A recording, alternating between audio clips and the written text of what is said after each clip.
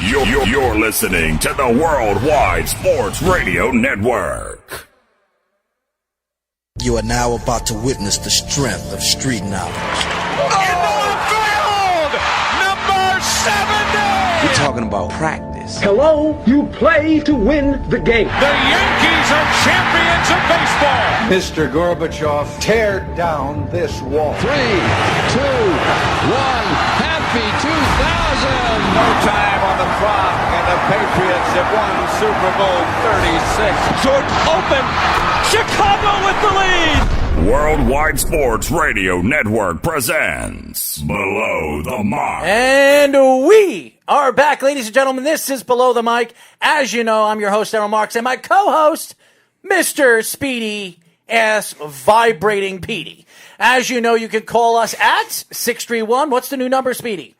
The new number is... Oh, come on, Speedy. You're too slow today. What is the number? 631-971. Yeah, there you go. 8070. As you guys know, you can call us at actually, you can reach us at www.worldwidesportsradio.com, and you can follow us on all the social medias from Twitter, Instagram, Facebook, Snapchat, YouTube, iHeartRadio, TuneIn Radio, and radio.com. As you know, we have a lot of sports to talk about, but before we do that, before the show started, I asked Speedy if he knew what a vibrator is. Speedy, do you know what a vibrator is?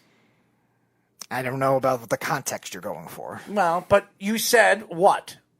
I said I would consider selling it for the right price if I did research. All right. So what would you be researching about that? How much money would actually be? So there are cheap ones and there are expensive ones. Do you know that? No, I don't know what market value is. Well, what color would you like it? I don't care. I'm selling it. Speedy's a salesman for Best Buy. Sure, we'll go with that. Oh, man. Speedy, as you know, we do this every single Below the Mic show. The Week in Sports. Here we go.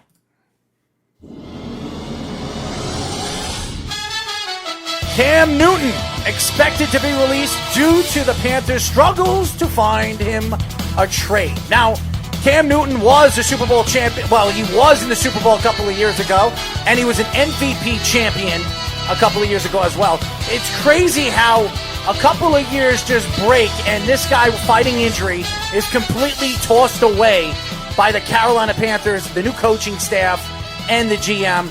It's a crazy story. Cam Newton deserves better than his ending with the Panthers. Yes, he does. He absolutely does. Mm-hmm. This guy has been one of the best quarterbacks in the league for the last, I would say, 5 years. He's still fairly young. He's still in the prime of his career. He's coming off a shoulder surgery. That's going to be the question. And is he going to be ready for the start of the new season?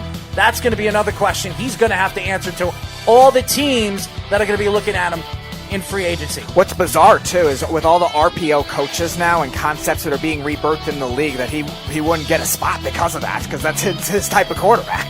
Absolutely. Los Angeles Rams release linebacker Clay Matthews and Todd Gurley. Todd Gurley, who was the running champion a couple of years ago. This guy has been one of the best running backs in the league for the last 4 years. He's still fairly young. I'm very surprised that they dropped him, but they did pay him a lot of money a couple of years ago, and I think they're trying to free some salary cap so they can go after other free agents.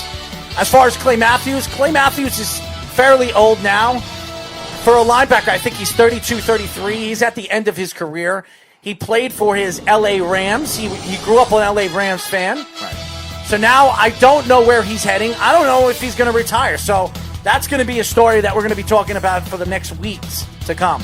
Julian Edelman likes the tweet urging wide receiver to join Tom Brady.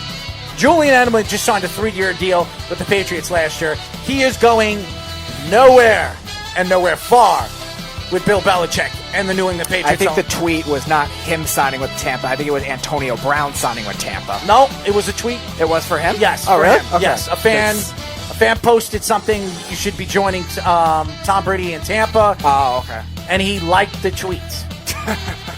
And that's the story. Okay. Let's meet the Patriots starting quarterback. Jarrett Stidham's hot wife, Kennedy Stidham. Well, the only thing we can talk about of Jarrett Stidham is not his throwing arm, it's his beautiful wife. Figure that one out.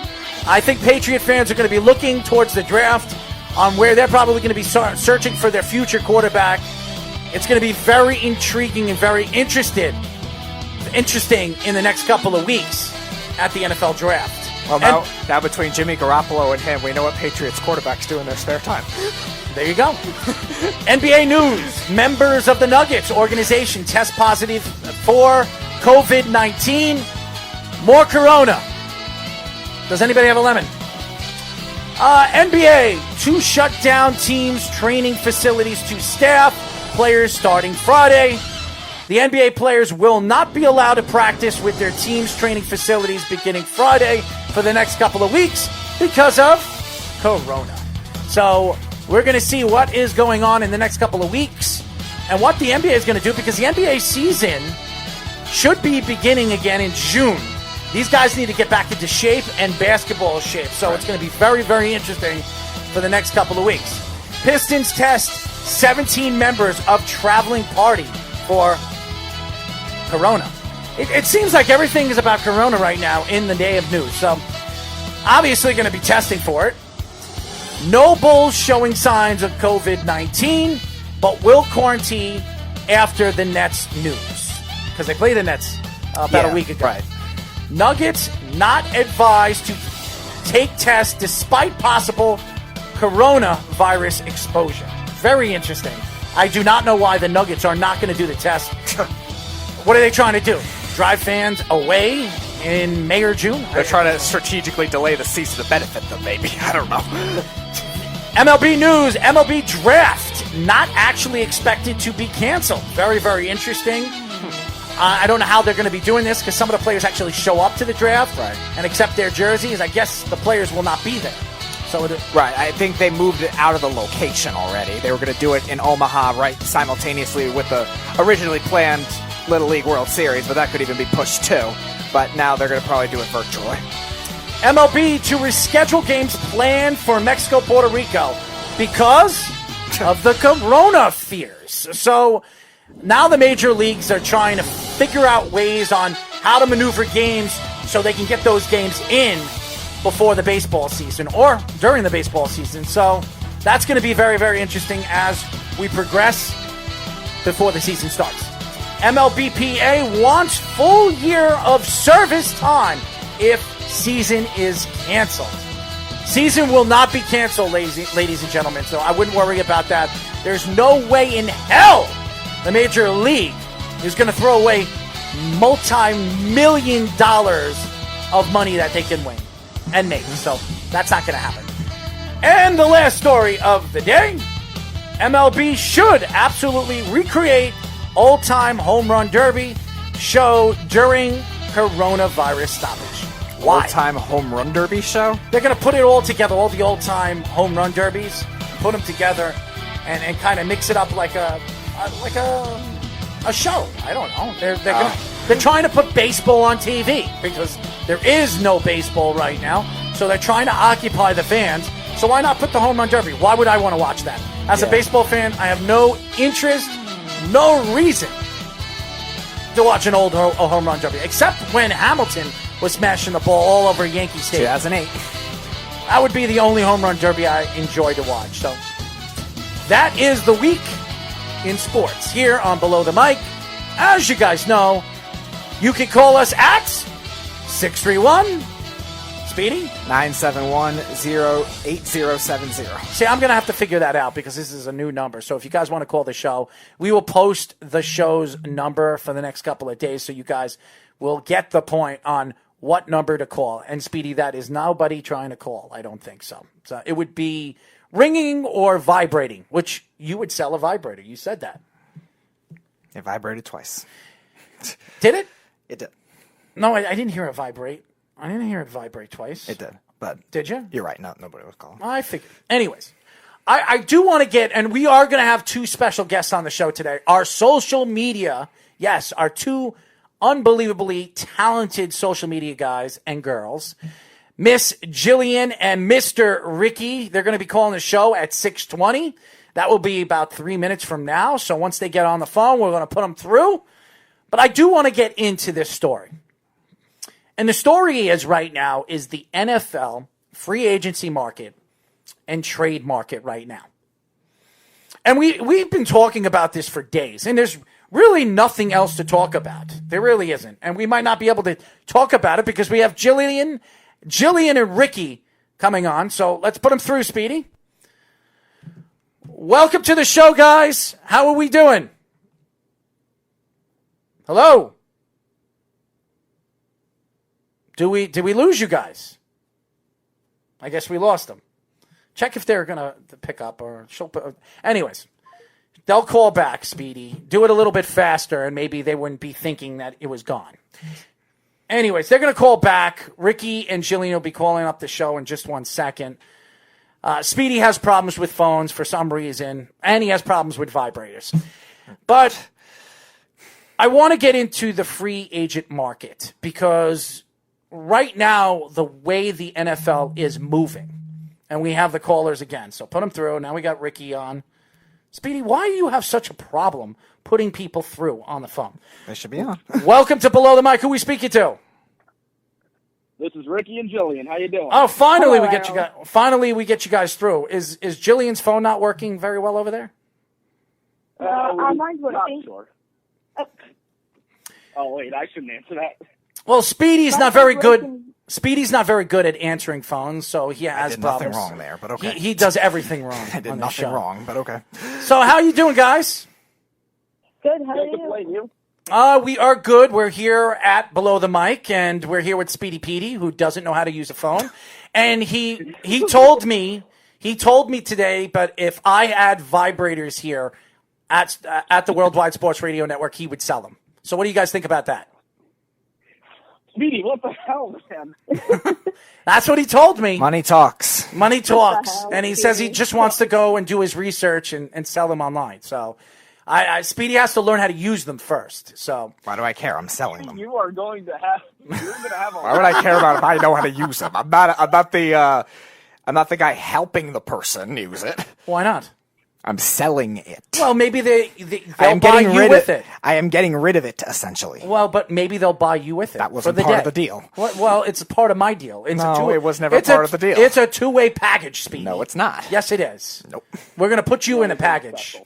Try again. Anyways, guys, why don't we talk a little bit about the NFL free agency market, which we were talking about. We're just about to get into my monologue. I see your post. What do you guys think about what's going on in the NFL as we speak? Well, I think that, a lot of people were waiting to hear if Tom Brady was going to stay with the Patriots or if he was going to go to another team, and we found our answer that he is going to play for Tampa Bay. Were you guys surprised about that? Interesting. Were you guys surprised about that? I called it. He did call. Ricky texted me. He's like, he's going to Tampa Bay. How about you, Ricky? Yeah, I was. Oh wait.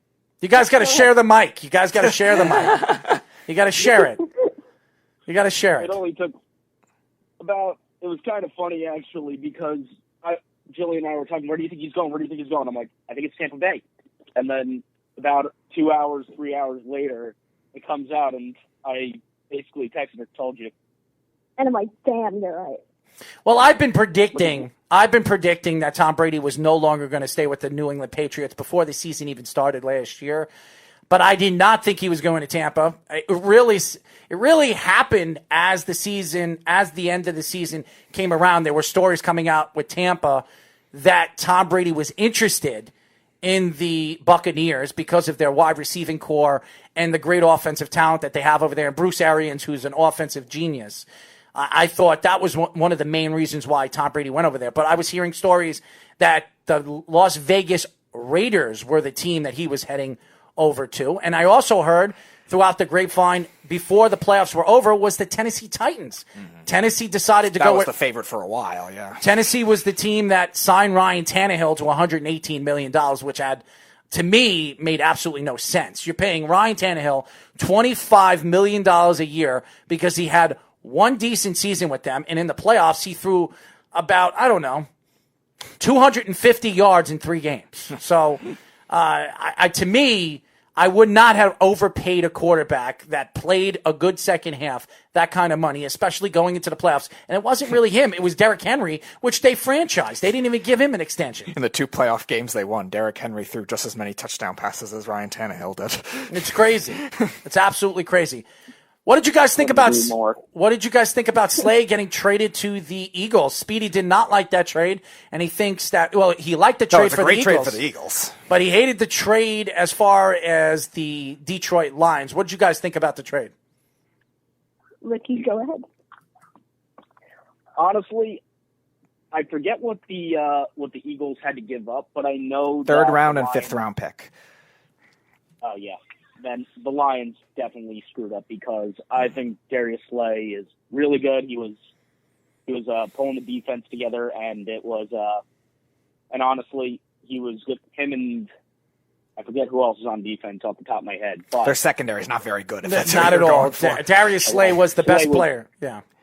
They've had a number 2 corner problem for years. Basically, the entire secondary core being dropped. Right. I'm very surprised that there were a lot of other teams not interested in Darius Slay. He's been one of the top 3 corners in the league for the last 4 or 5 years. He's still fairly young. He's 27 years old. He's got a lot. To me, I think he has a lot of tread left on his legs. This guy has also been fighting injury for the last couple of years as well. But nothing major though. So yeah, but it's still injuries, and usually when you have foot injuries that he has had in the last couple of years, usually it gets worse. And he has been playing on turf for the last couple of years, which gives you turf toe. Right. Now he's going to Philadelphia where he's going to be playing on grass, which I think will be a change for somebody like him playing 8 or 9 games now in Philadelphia where he's going to be playing on grass, different from turf. Will it be better for him? I think it'll be better for him. I don't know how he's going to transition to it in 9 games because he really throughout the season he played probably 9 or 10 times on turf because of all the other stadiums that he plays in. Chicago's natural grass, Green Bay's natural grass. I think where the Chargers were playing their soccer stadium or whatever, they were natural grass. So yeah, it probably is around 10. So what did you guys think of what the Giants have done so far in the offseason? What are your thoughts on that? Well, one of our posts today was that the Giants signed former Patriots special teams Nate Edgar, which I think a lot of people were happy about. I don't know who's happy. I know Speedy's a Giant fan, and he wasn't very happy about it. It's not a flashy move. It's just a special teams guy. So it's really a flashy move because special teams is as important as the offense and the defense. No, I'm not denying that. But he's not. I'm not saying Slater. Right. I mean, he's not a star special teams guy. Don't expect him to do much just on the defensive end. Is what I'm saying as a safety. So that's all it is. Nothing wrong with it. Let me talk like Speedy. He's like a robot. If you ever listen to our shows, he's like a robot. I keep telling him, speak into the mic, Speedy. Speak into the mic. He talks like this. You sound like you're smoking cigarettes, and you don't smoke. You really sound do. like I'm smoking cigarettes. Yes, you sound like you're smoking a cigarette. You have like a cigarette on the side of your mouth, and you talk like this. I sound like I'm smoking cigarettes. You sound like a robot, Speedy. Every time you're on the show. That time I was mimicking a robot. Well, there you go. You put a little bit of enthusiasm into the mic, man. Robots don't put enthusiasm. Well, I put enthusiasm. Well, I didn't say you were a robot. You talk like a robot. I never said you are a robot.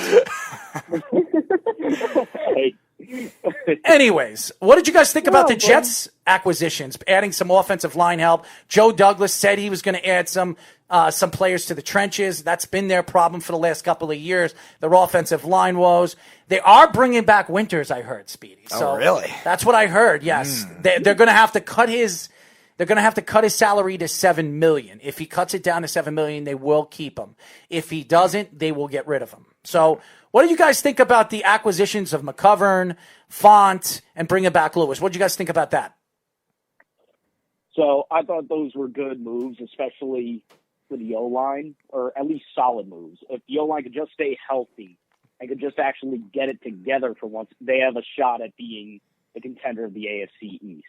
For once in, my life, because I don't remember, what was it, maybe like 10, 11 years ago, I was like 10 years old when the Jets last made the playoffs and weren't even the top. But 2010 was the last year they made the playoffs. All right, stop sticking it to us, Speedy. I'm so sick and tired of I'm hearing telling him, I'm your not robotic sticking it to voice. Yeah, robotic voice. It scares me. Maybe I should go get a pan out of the kitchen and beat you on the head with it. How does that sound? All right. You'll have to produce the rest of the show then. Well, I'll be knocked out. Oh, my God. that could make a great Instagram post. it would. Oh, It my would. God. You know what I would do? Record it for us. You know what I would do? I would tape him to the back of the wall and have him just like pretty much just laying there, pretty much like in a little daze. And every time he wakes up, I hit him in the head again with the pan. What do you think, Speedy? Maybe I'll make a robot version of me so you can do that. And maybe we'll put a vibrator in your hand so you can sell it. Oh. Or would a robot know how to sell a vibrator? I don't know, but you talk like one. I didn't say you were one. Okay, I'll make a robot for you. Speedy. I can't wait for you to go home later, Google what a vibrator is. Oh, boy. I can't wait for my robot self to appear in Errol's alter ego dreams. Ricky, you don't want to know what Errol's alter ego is. Like Slim Shady. Oh, man. Well, when I'm not on air, I do a lot of crazy things, and Speedy thinks I torment little animals, which I don't, but... You think about it.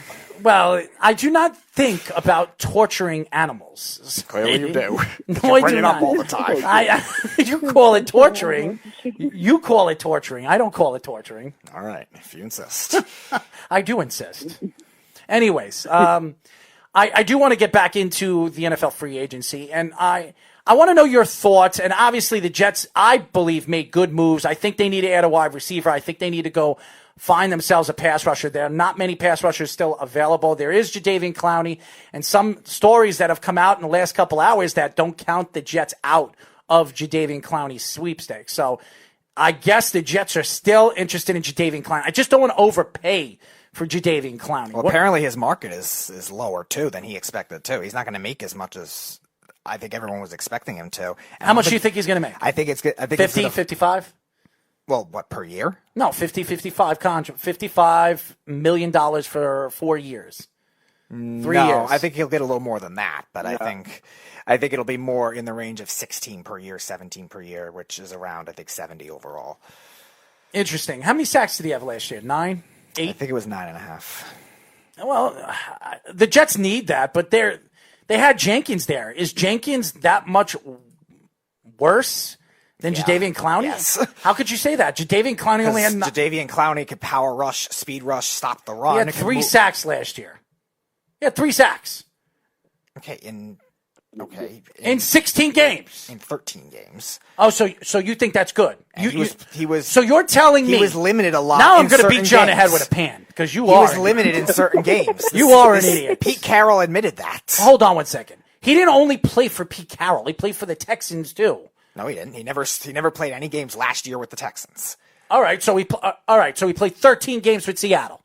13 games with that defense. And you're telling me he only had 3 sacks. That defense that has linebackers and so that's your excuse. What is their defense? That's your excuse. They have 2 good linebackers. They had a good interior defensive tackle in Jaron Reed, who was suspended for 6 games. Their secondary, outside of Shaquille Griffin, is nothing special. That's the defense you're really banking on? I'm banking on this. 6 years in the NFL, and he only has 32 sacks. This is a guy that we're comparing to Lawrence Taylor. He's a lot better than Jordan Jenkins. I didn't say he was a lot better? Go look at Jordan Jenkins' numbers. Jenkins is just a speed rusher. Go look at Jordan Jenkins' numbers. They're just as good as Mr. Jadeveon Clowney. I will pay Jordan Jenkins $30 to $40 million for 3 years, then pay this idiot, I don't know, $16, $17 million a year for 4 or 5 years. I'm not paying a guy that got 3 sacks on Seattle last year. Sorry, not doing it. So I'm going to beat you on the head with a pan, not just hit you on the head with a pan. It's stupid. It's stupid. Oh, God. Maybe we should take you cockfighting. Now you're back to random animal stuff. Well, maybe I should take you cockfighting. I should take you cockfighting. I really should. So weird. What? You've never gone cockfighting? We went over this 2 weeks ago. Have you gone cockfighting? No. Nor do I have any desire to go cockfighting. Why not? Why would I want to watch those animals beat each other up? Well, because it's fun to watch. No. They don't die. At least some of them don't. Okay. Cool. Maybe they have corona. Who knows? Are you going to go test them? Why don't you go test them? I'm not going to go test them. I don't want to get corona. So maybe we'll send you. No. That is not happening. How about if we give you a pan and you... Actually, I'll give you 2 vibrators and you can fight those cocks over. What do you think? They wouldn't sell me the money I want. What are you talking about? How do you know that a rooster... All right, what is rooster currency? Oh, we are talking to Ricky and Jillian, our 2 social media. At least we're trying to. I was gonna say maybe. I'm having some fun here. that's a I'm having Lupino. some fun here with them, and I'm having some fun with you too. I'm having fun. I'm having great having fun. great fun. Yes, see, Speedy, they're having some fun. Maybe I should tell you to get me a pan so I could beat you on the head on live radio. What do you think about that? No. That would be funny. Listening to this That would be a sales tactic for all the fans to watch. Popcorn. Oh, popcorn. I'll be eating my hamburger and watching this. No? Okay. How about if you plucked a cock? What do you think about that? A rooster. Have you ever touched a rooster before in your life? Maybe when I was like 6 or something like that. See what I'm talking about, guys? See what I'm talking about? So let's get back to the NFL. Let's get back to I'm done with the rooster talk. Anyways, let's talk about more of the free agency market that you guys have been posting. I got to give you guys a lot of credit. All the stuff that you post, and look at Speedy's face. He looks like a killer now. Looks like a serial killer. Looks like he's about to. We're going to go there again? Yes, you look like a You killer. may want to sleep with one eye open. I might have to. I don't know what he carries in his back pocket. Well, I kind of figure what he's trying to sell them. So, anyways, so who are the winners and who are the losers right now in your guys' eyes? You, Jillian, who do you think is the winners right now and the losers right now in the free agency market for the NFL?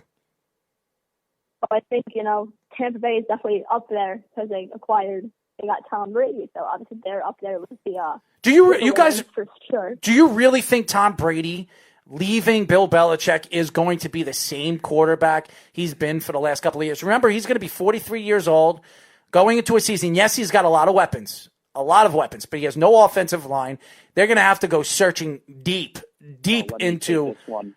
Ricky, would you like to take it? Go ahead, Ricky. Oh, I'm glad you asked. Go ahead, Ricky. Okay. So yeah, I've been thinking for years about this. Basically, I don't think Brady would be anything without Bill Belichick. It's all I agree all with that. Belichick. Look at you. Look at you guys. Maybe you guys should go cockfighting. You guys agree with everything, Maybe you should go with Speedy. Maybe you'll bet on the right rooster. Now, Ricky, I just want to say. Sell his vibrator.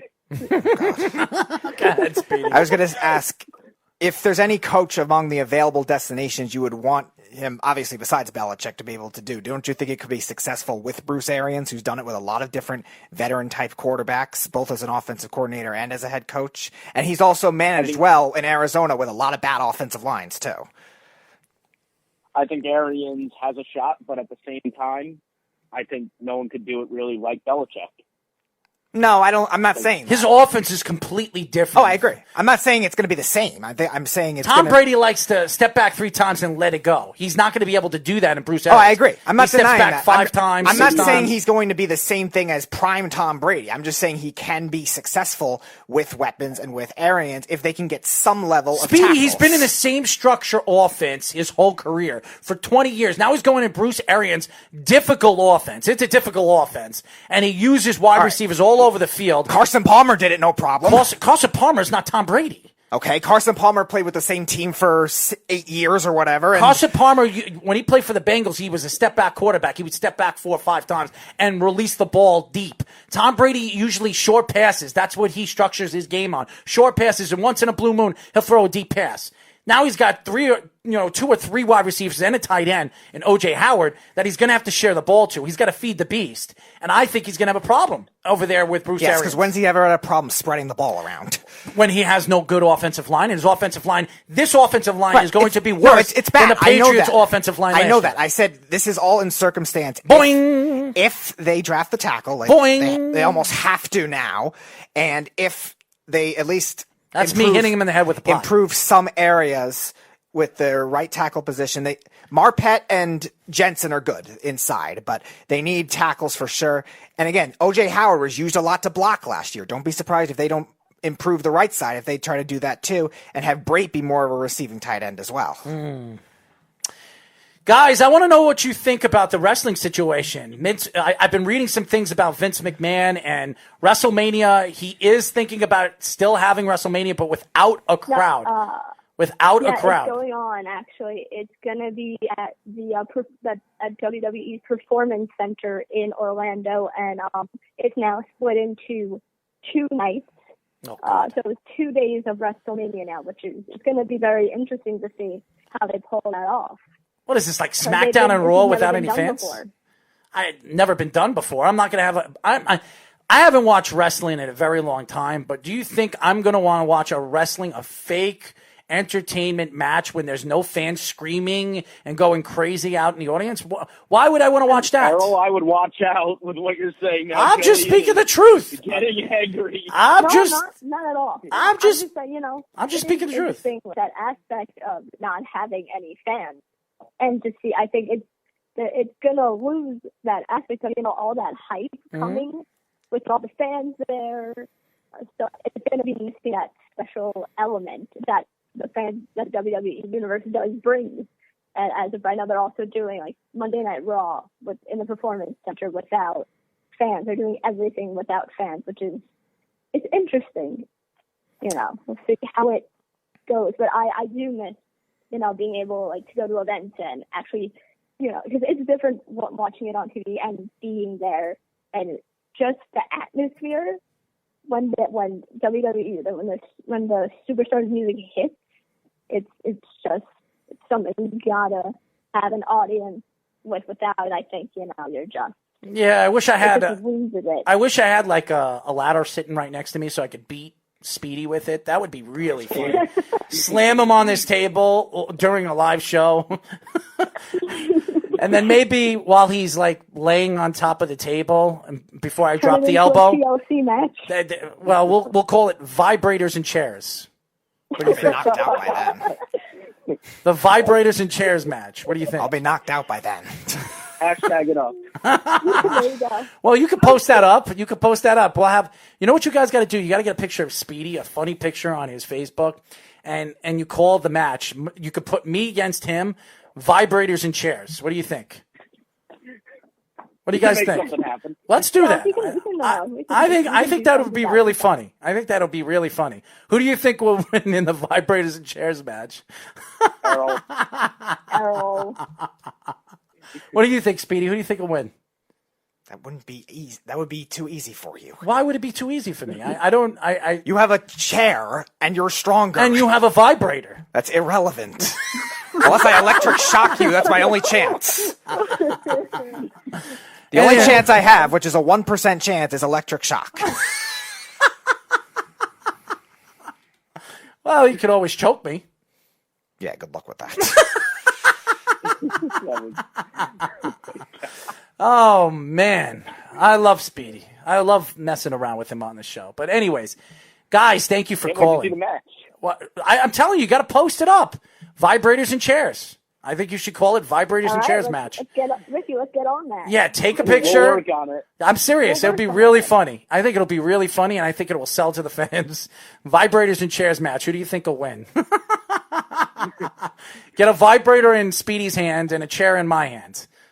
Of course you would win. Photoshop skills need to come into work now. Well, you can blind me with the indigo ones, Maybe it has a flashlight at the end of it. That's a low percentage play. What do you mean a low percentage? If you blind me with a flashlight vibrator. All right. Your eyes are smaller than most of your other body parts. That'll make it hard. And so is the vibrator. You can hit me with a chair anywhere and have impact. No. It's called dual wielding. Oh, man, Speedy. You are one sick, perverted man. You know that? I'm not the one coming up with this fight idea. I'm just telling you what would happen. Well, you guys got to look at some of our old pictures. Speedy wearing a girl's dress. I think you need to get that. Post that vibrators and chairs match. Have Speedy in the dress. I'll find it. I'll send it to you guys. And me standing over there on the other side with my shirt off, ready to hit him with a chair. What do you think? No, Speedy? Will Speedy have a vibrator as a weapon? I'm already out of this. Yeah, This is all your guys' enjoyment. This is all your guys' enjoyment. Oh, guys, thank you for calling the show. You guys are awesome. Keep up the good work. I'm telling you, post up that thing. I think that I'll have a lot of hits. I really do. If it's funny, it'll be really. I don't care what you guys do. Make it look funny. I think Speedy will enjoy it, right, Speedy? I'm already not enjoying it. This is for the public to enjoy. So, I will improve. Yes, then. I will improve. We'll take that as a yes. I will I'll take that as a improve yes as ratings of social media at my sacrifice. Oh, and guys, how do they find you on social media? I have. I'm on Instagram at the real DDH. The real And, DH. And I'm on Instagram at GILLIN_COHEN on Instagram and Twitter. Well, guys, if you guys check out the interview, you'll actually see that I made you guys a picture of both of you. Yeah, I saw that. Yes. I saw that also. So we're Thank watching you. the show. So there you go. And every time you call the show now, we'll put that on. And maybe we'll add something funny to it, because I usually add something funny. Maybe we should show him something funny. Why don't we send him the Jeff picture? What do you think? Why don't everybody look at Jeff for a second? You guys take a look at this. This is a wonderful picture of Jeff. This really is. It's going to come up in just a few seconds, guys. Check out Jeff, the Wonder Man, who likes to sink into the bottom of it. There he is. Look at that beautiful face, man. Good old Jeff. Oh, my God. Good old Jeff, and we're going to save Beef because Beef hasn't called the show yet. Beeves is the one that I think is the funniest, and Keds I think is the funniest too. Yeah, they are funny. But I didn't do anything to you guys because I respect you guys and I love you guys, and keep up the good work. Thank you. Thank you. Thank you for having us. Thank you. Absolutely. Post up that thing. Vibrators and chairs. We'll make it happen. There We'll you make go. it happen if you send us that picture. I will. Send it. We will do it. All right, We I'm going to will do post it. I'm going to do it. I'm absolutely going to do it. Thanks, All right, guys. Jillian and Ricky, guys, our social media people who work really, really hard every single day. And you guys, if you're not liking the posts that they post up on Twitter, Facebook, Instagram, like it. I'm serious. Go out there and like their product. They really put a lot of time into our work. I love them.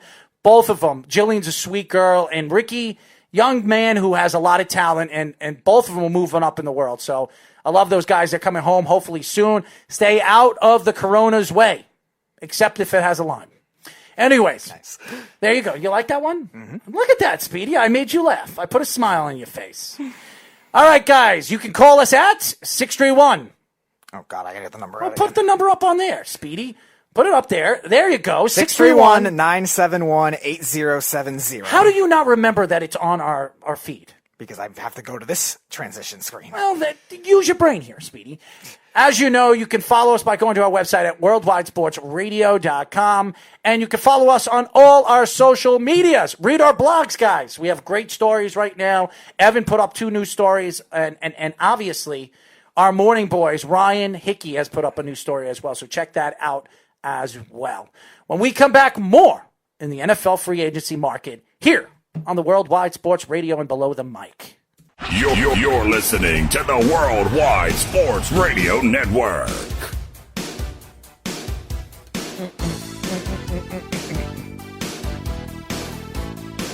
Do you know the words of this song, Speedy? No.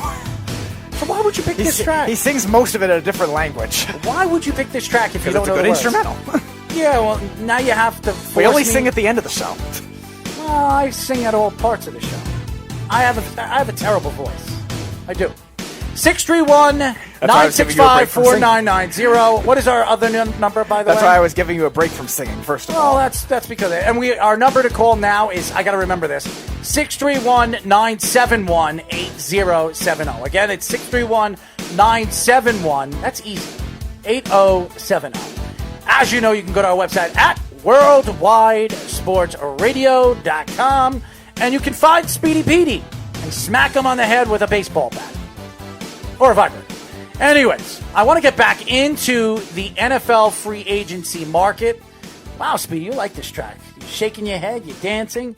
Did you actually dance to this song at one point of your life? I doubt it, because I don't think I don't know where. Has anybody seen Speedy dance before? Seriously. I mean, if anybody has never seen Speedy dance, well, you can come out for my birthday. It is one of the funniest things you'll ever see in your entire life.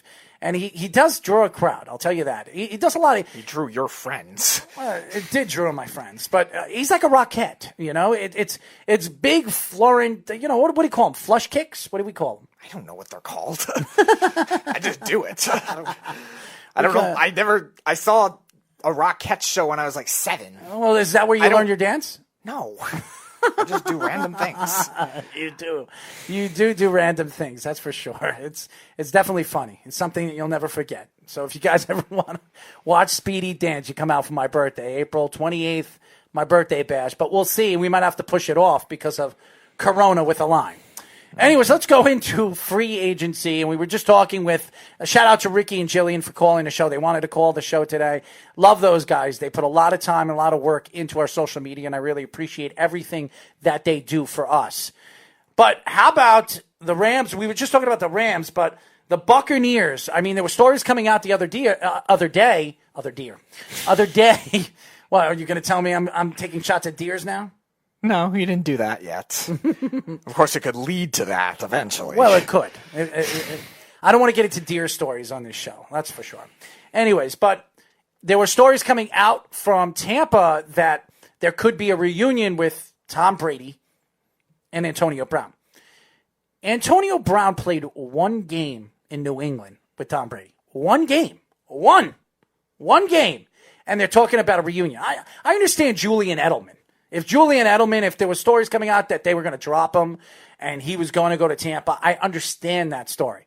This story makes absolutely no sense. And the fact that anybody would think that Bruce Arians would bring Antonio Brown to that team, where his team right now is young, talented, right, and they don't need Antonio Brown, as far as I'm concerned, as a wide receiver, why would he bring him in?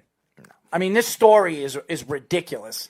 And the fact that people even thought that was going to happen is just absolutely ridiculous. And plus, even if he's not going to be overly pricey, he's still going to be pricey where they're better off spending that money in other areas, getting offensive line help, getting secondary help, getting a running back. Go after Melvin Gordon. Why not? Well, that's going to be an interesting thing right now because Melvin Gordon still has a lot of tracks left. Mm-hmm. And to me, he's got more left than Todd Gurley. Gurley has not looked good in the last couple of years. And as far as I'm concerned, running backs have a lifespan of 7 to 8 years. And Todd Gurley has been in the league for about 5 years. And I think he's done. I really do. I don't think he's fully done. I still think he can give you a good 900,000-yard season if he's put in the right offense. But he was in Sean McVay's offense, a very offensive game. And yes, it's a throwing pattern game, the way he likes to air the ball out. But the first year McVay took over the team, he was running all over the place, Todd Gurley. Mm-hmm. And then all of a sudden, with the injuries that he fights and really all the off the field, and I'm not talking about off the field stuff like Antonio Brown, but off the field stuff, the guy can't stay healthy. He just, every time, and he didn't get hurt on the field. There was a couple of injuries. Arthritic knees, right? Yeah.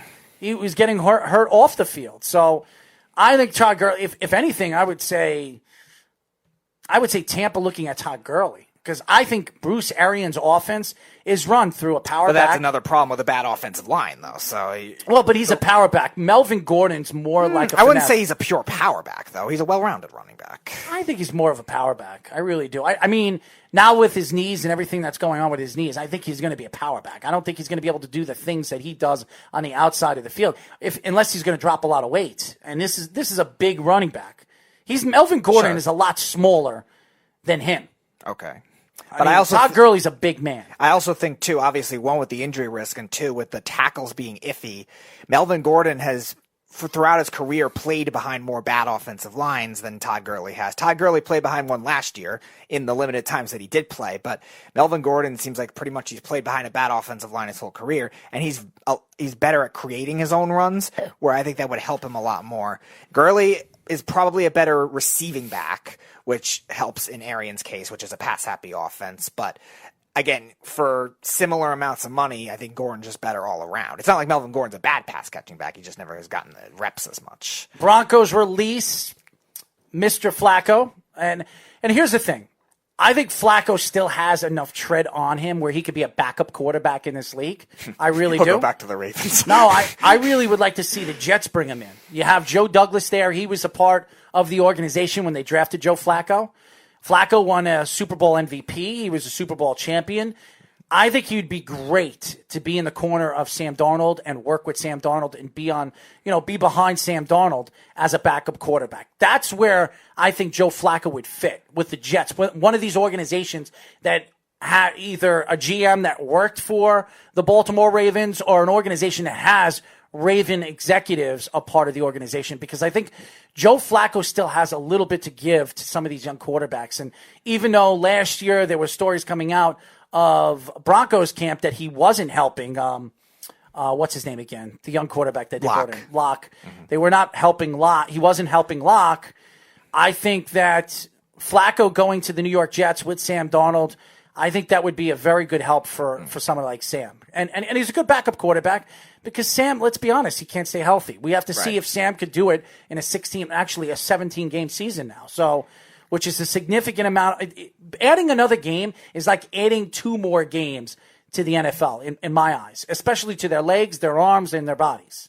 So I'm interested to see. And I don't know how this CBA came out. Did anything come out with as far as preseason? Are they going to cut? Yeah, they're cutting 1 preseason game. Well, that's not much. I mean, you're still going to have 3 preseason games. And I don't know. I like the CBA rule because I'm going to see more football. But for a player, if I was an NFL player, I would not like the CBA rule. And I don't feel like I'm making enough money in the first 2 or 3 years to really accept this, because it's going to take till 2022, 2023 for it to feed where an average player is going to make $1 million a year. So I think that with all these acquisitions and some of these free agents that are out there, these older free agents, you have to look, are they capable of staying in the NFL and competing? Tom Brady is a freak of nature. He's just a freak of nature. His training, his ability to stay on the field is absolutely ridiculous. Is this going to be the same Tom Brady we've seen? We've said this over and over again. I do not think it's going to be the same Tom Brady. And anybody that thinks it is, obviously you haven't watched Tom Brady for the last 2 years. He has not been the same quarterback. So, and this is a different offense. This is right. This is why I've argued this. Who's better, Peyton Manning or Tom Brady? I've argued this over and over again because Tom Brady's been under the same offense for 20 years. Same coach, same offense, same everything. Yeah, different players, but it's the same offense he knew. Now he's going to Bruce Arians. He's never been in this situation before. He hasn't been in a situation like this since Michigan. I think he's going to be put in a situation where, who knows, he could be good. It could take him a couple of games, 6-7 games to figure things out on who his weapons are or what his weapons are capable of doing. Yeah, they're a little different in terms of the weapons than what they've had in New England, because the Patriots usually don't prioritize bigger-bodied receivers, which is what Mike Evans is, and Chris Godwin to an extent too is pretty big for he's fast, and then he's bigger as well. So it's a little different in that sense, but it's also more talented receivers. Probably besides Randy Moss, more talented receivers for being that young than he's ever had too. So it'll be different in that sense, different types. But the tight ends are going to be similar. He's always prioritized his tight ends. O.J. Howard and Cameron Brate are both good there. And again, if Arians didn't think he would fit, I don't think they would have signed him in the first place. So I think he trusts his own coaching ability at this point for the 2 years. It's a 2-year contract to be able to do something like that. If he didn't trust $30 million. If he didn't trust that, I don't think Jason Licht would have gone after him. So I think Arians definitely had influence into that. Well, I also think it's Tom Brady, and he thinks that Tom Brady could be put in any single offense and it'll work. But the Tampa was never on anyone's radar until only recently. Well, because of the weapons he has. Tom Brady had the Chargers. I think the Vegas Raiders actually stepped away from the talks because there were stories coming out from Raider camp, I think a couple of weeks ago, that John Gruden is going to keep Derek Carr. Which I was very surprised because I was hearing stories after the season that he wasn't. But I guess he sat down with Derek Carr and they fixed things up because he decided to stick with Derek Carr, which I think is the right thing to do. Derek Carr is in the prime of his career. To bring in a veteran quarterback that's 43 years old, you have to expect to win now. And I still think they're at least 2 years away from being a championship competitive team. But I love what John Gruden did last year. I really do. But what do you think about these moves Minnesota has made in the last couple of days? That is strange what they're doing. I don't know why rebuilding because they gave Kurt a lot of money. Right, and then they trade Diggs. I mean, they got Diggs and him don't get along. They got just him and Thielen. They had a decent return for Diggs, which is fine, but again, they got to replenish a lot on defense now. They already have issues with their offensive line. They were a little better last year, but again, they got rid of Josh Klein, who was a good guard. They got rid of Everson Griffin. They got rid of Xavier Rhodes. It seems like they're just purging assets for whatever reason. Now, granted, they've always been a good player development franchise, so maybe you can trust them in that sense to be able to replenish that, but again, it's still hard to do it all at once in that division, which is already pretty good, and in a tough NFC. And also, again, with 2 years left for Kirk Cousins, this is a veteran quarterback, a 32-year-old quarterback. This is your window. Why are you trying to purge assets now? It doesn't make any sense to me. Well, I do believe the reason why they gave Kirk Cousins that extension because of the 49ers. I think the 49ers, if they weren't going to get him in a trade, they were going to wait until the offseason next year, and they were going to bring Kirk Cousins in. And who knows, maybe they trade Jimmy Garoppolo or send Jimmy Garoppolo another place. So I'm very surprised that Kirk Cousins got that much money and a 2-year extension after giving him $80-something million, and that was all guaranteed money. So it made no sense. But Kirk Cousins, the last 2 years in Minnesota, say what you want, statistics show that he's had a very good 2 years with the Minnesota Vikings. Right, which makes it less reasonable to cut other players because of it. Kirk Cousins can deserve his extension all he wants, but again, that doesn't mean you have to cut everyone else with it. How about this? When you think of what the NFL is doing right now in free agency and how many acquisitions and so many moves, and we talk about GMs and what these GMs are doing and trying to rebuild their teams and stock up on certain positions like the Jets with the offensive line, the Giants trying to build their defense, add veterans to that defense. What player right now that's still available is a player that you would bring to your team right now? There are a lot of them pretty much signed. There are a couple of running backs that are available. There's a couple. Jadeveon Clowney is still available. I do not want Jadeveon Clowney. If he's expecting 16, 17 million, I would stay away from him. If I was the New York Jets, I would stay away from him. But what guy that is available right now in free agency that is a big name that you could say that would, if he goes to that team, is he going to make a big difference to that team? That's the question. Yeah, it's an interesting question because a lot of them are going to be pass rushers at this point. Every other position seems to have them off the board. A lot of corners have gone already. Robbie Anderson's still available. Robbie Anderson, I mean, like I said, he thought he was going to get $12-13 million. I don't even think he's going to get that. Right, he's a 3 really at best, and I think he's a 2. You think he's a 2? I think he's a 2. If he's averaging, and if you look, and I understand, you're going to say, well, it was 3 or 4 games he got 700-800 yards. Mm-hmm. To me, it doesn't matter. If you're getting 800 to 900 yards, you're a 2. That's what a 2 does. What does a 1 do? He gets you 11, 12, 1,300 yards. What does a 2 do? He gets you, between 9 and 1,000. And that's Robbie Anderson. He is a 2. Is he a bona fide 2? No, he's not a bona fide 2. He's a 2. Is he a great 2? No, he's not. But he's available, and I'm surprised that Oakland didn't go after him. I wouldn't be so surprised if, and I think when you look at the big picture, I could see the Bucs going after Robbie Anderson. Why not? They need a deep threat guy. They have two guys that are big and I strong. don't think they need a deep threat guy, though.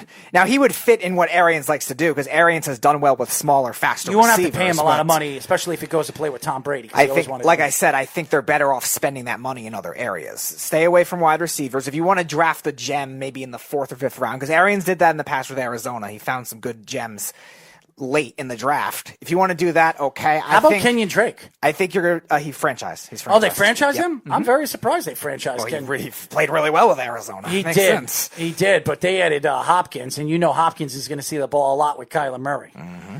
And I'm very surprised you haven't seen them make any acquisitions for the offensive line. They have one of the worst offensive lines in football, and I understand you think you're going to stock up in the draft. You gave up a lot of draft picks for Kyler Murray to move up to Kyler Murray. Right, so you're essentially going to have to rely on definitely drafting a tackle now because now you don't need a... Where are they drafting? They're number 8. Now they don't need a receiver. Every mock draft previously linked him to a receiver. I didn't know why. And now you definitely don't need a receiver. So now it's a must to get a tackle at that number 8 pick. And again, you'll have to bulk up the interior in later draft picks and hope to draft well, really. It's because you're running out of money and you're running out of time, really. Well, they're running out of time because you moved up to get Kyler Murray and you decided to give up on Rosen, and that's not a call, Speedy. I'm just letting you know. Okay. But to me, when you look at the big picture right now, the team that really got better and they didn't have to make that many moves is the Ravens. They added Campbell to that defense that is still one of the top defenses. They didn't lose any defensive players in the they did. They lost Michael Pierce. Yeah, they lost their nose tackle. That's not big.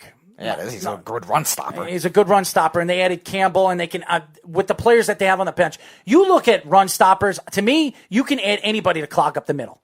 You can add any big man to clog up the middle. I'm sorry, I'm not paying Michael Pierce, who's probably going to get tons and tons of money. He got signed by the Vikings. For how much? I think it was $8 million a year. That's not bad. That's not a lot of money for a guy that But I'm surprised. Snacks is still available. Yeah, he is. Snacks is still available. I would put Snacks there. You don't have to pay Snacks a lot of money. What are you going to pay him? $2-3 million a year? I would go after Snacks. Mm-hmm. He's a guy that can clock up the middle. You don't need to spend any money. And they added Campbell, who I think is still one of the best pass rushers in all of football. Yeah, 3 years, 27, so $9 million a year for Pierce. Well, I'm not saying it's a bad move to let him go. I'm just saying it is still a loss on defense. Brandon Williams is fine as a nose tackle. The problem is he's been dealing with injuries. And Campbell, as good as he is, he's not a nose tackle type in a 3-4. He's a 3-4 defensive end. And how about Tua? I mean, there's stories coming out that Miami invited Tua to come down and check out the facilities over there, which usually means that they're probably going to draft him at their number 1 pick. They have 3 number 1s in this year's draft, if I'm not mistaken. Yep. 5, 18, and 26. So they have 3 number 1 draft picks. I could see Tua going 5 to Miami. If he doesn't go 5 to Miami, he's probably going to go to the Chargers. So, and that's where I think he's heading. I think he fits better with the Chargers than Miami, but again, I think Tua is a big name, and Miami's trying to make a splash, and everybody knows Miami, the Miami Dolphins owner, loves big names, loves them. He's from New York. He loves big names. So usually for the wrong reasons. Yeah, but I think Tua's still going to be a good quarterback. No, I'm not saying Tua would be the wrong reason. I'm saying they're past. Okay, guys, when we come back, we're going to get into some baseball conversation. There were stories coming out on the major leagues. What is the Players Union going to do with some of these contracts if the season gets cut short? We will get into that when we come back here on Below the Mic. It's the Worldwide Sports Radio Network.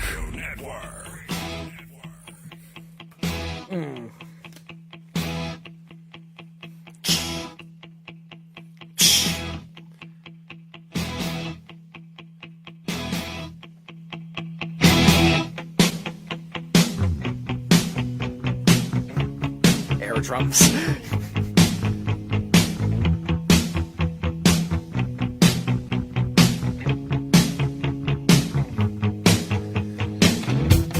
Speedy is an idiot. He knows how to use vibrators. He come in here. I wanna kick him in the butthole. 631-965-4990. That was the first number. The new number is 631-971-8790. 8070. I love this track. You see, this is a track that I want to write to. I will write to this song. All right. Next week, get on it. I will. You got to send me the track, and I will write a song. I will do this on one show. I will write lyrics to the song that fit to the song, and then I will sing it during our show, or re-rhyme it on our show. It'll be really, really fun.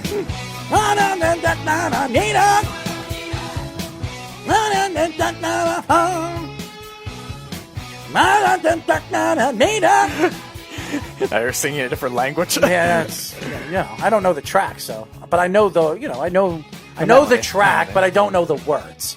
As you guys know, you can follow us by going to our website at worldwidesportsradio.com. Now I want to get into this baseball conversation, and there was a story coming out today that Speedy actually relayed to me before the show started, that the major leagues, the MLB, is right now trying to negotiate something with the players and the players' union that if the season is cut short, yes, if the season is cut short, that the MLB, what, Speedy? You can give that to me, Speedy, because I don't know what you're doing.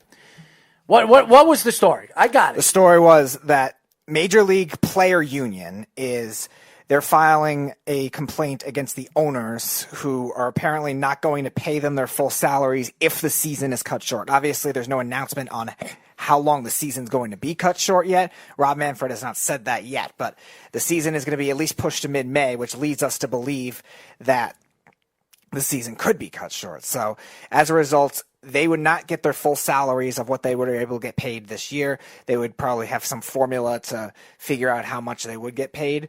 They would get paid for whatever the game amounts are, etc.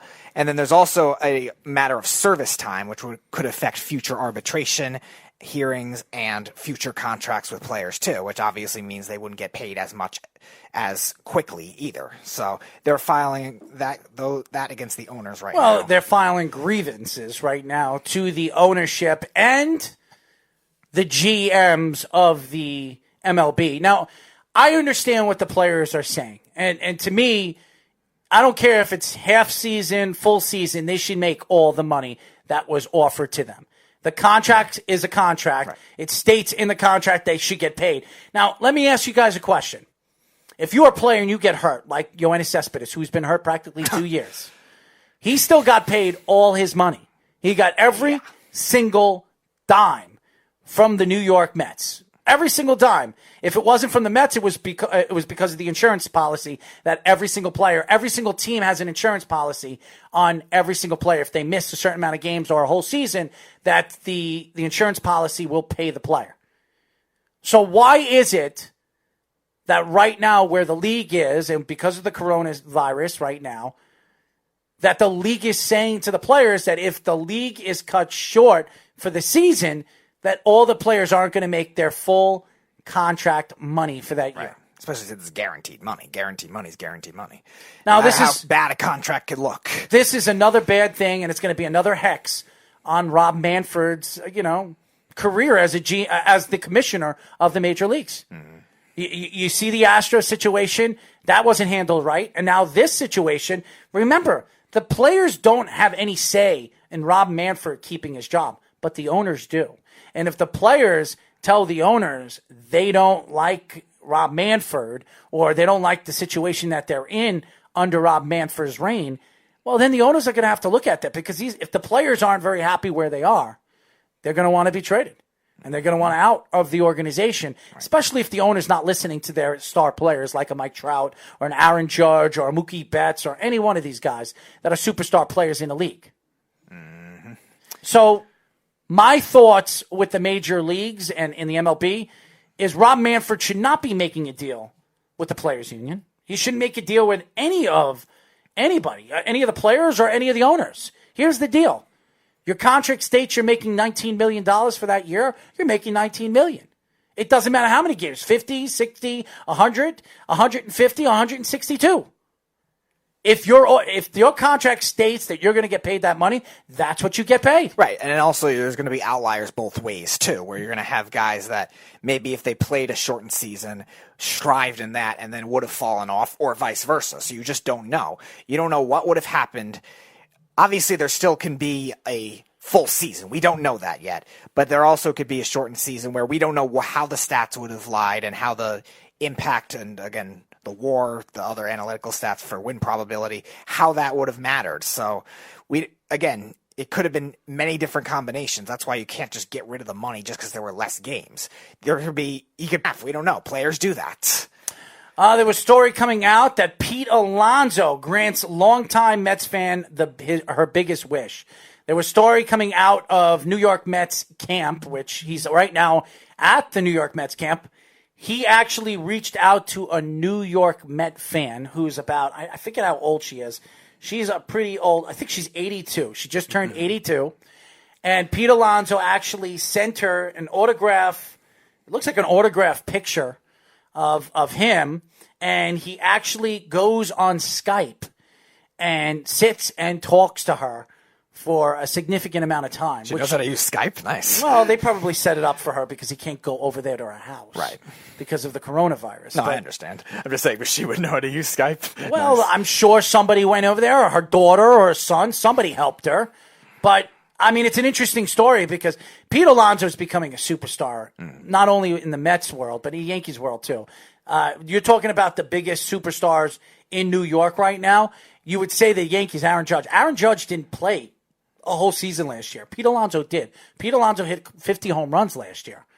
Aaron Judge hasn't hit 50 home runs in 2 years. Mm-hmm. So right now, the big name right now in New York is not Aaron Judge. It's probably Pete Alonso, or you could probably look at Torres. Gleyber Torres is another young stud who hit 40 home runs last year, but he's a shortstop. But the big superstar is Pete Alonso. And Pete Alonso, he said he has done everything right.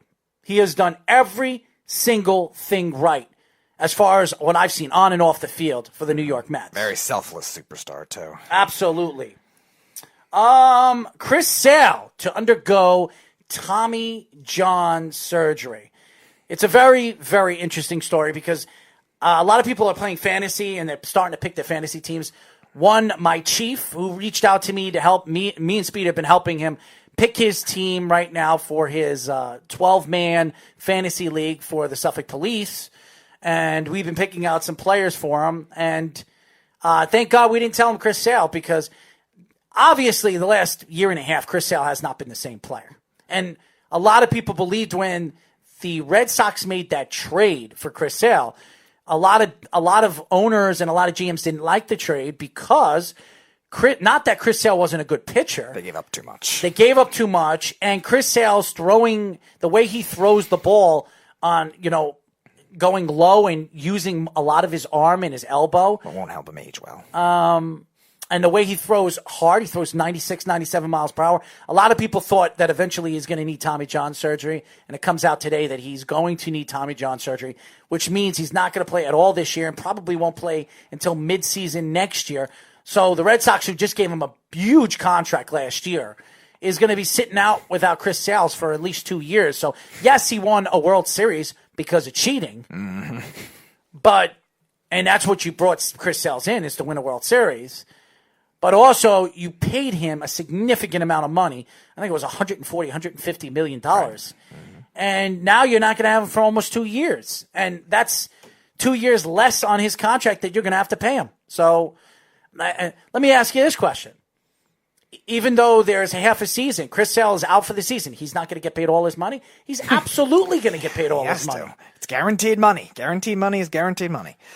So I don't understand this situation right now that Rob Manfred and the owners think that they're going to get over on the baseball union and say, you know what, we're not going to pay them.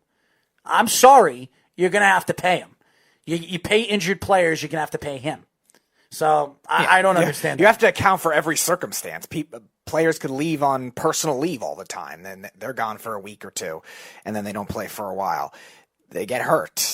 Things happen, and the circumstances have to be constant no matter who you are in order for paying players. It's guaranteed money. You pay guaranteed money to everyone. Could I pay guarantee money to beat you on the head with something? How much? Well, it's not going to be a 6-figure. Well, then no. You think somebody's going to give you 6 figures to beat you on the head with something? Nobody's going to give you 6 figures. I don't think anybody will give you $5 to do that. Okay, well then no deal. Well, it's a deal for me. I could do it anyways. Oh, God. When do you think baseball is going to start? May or June? I think it will be June because I think May. I think they're going to try to wait it out until mid-May, and then they're going to see what happens kind of thing. But I feel like there's going to be another setback, or they're going to maybe ease the season. And I think what they'll end up doing, I do think they'll try to play the full season, but I think there's going to be a lot of double headers mixed in, and I think the season will end later as a result. But again, they're also trying to account now for the amount of reduction in terms of the games. Obviously, how much would you delete? How much would you get rid of interleague play? How would you manage with the schedule is going to be the question. So, again, I don't know how they could do that without trying to keep the full season. Again, unless they just play, all right, this is what your second half schedule would have been. But that could be caused it to be lopsided. So I think that's what they're going to try to do. And as a result, I think you're going to see a lot more double headers as a result as well because of that. Because, again, I don't think they want to extend it where it goes all the way to the 2021. I think you're going to see it where they're going to at least keep it in the calendar year, but at the same time, there are going to be teams that benefit in those circumstances if those schedules are uneven. So I think they are going to try to make it where it's 162 games still, no matter what, even if it means playing maybe 20, 21 double headers in a season. 631-971 8070, right? I think it's 8070. 8070. Yeah, there you go. I always forget the 971. You always forget the last I'll have part. to post it so I will remember it because it keeps going back and forth. But I want to apologize to the fans if we're going in and out of our radio show. There's some internet problems, but eventually it will get fixed, especially when we're done with the show. But there you go. It's working now. Don't touch anything, Speedy. But I do want to finish up with this particular story that is coming out right now. I know a lot of people in sports are upset, especially, a lot of people that are sports fans are upset that there are no sports going on right now.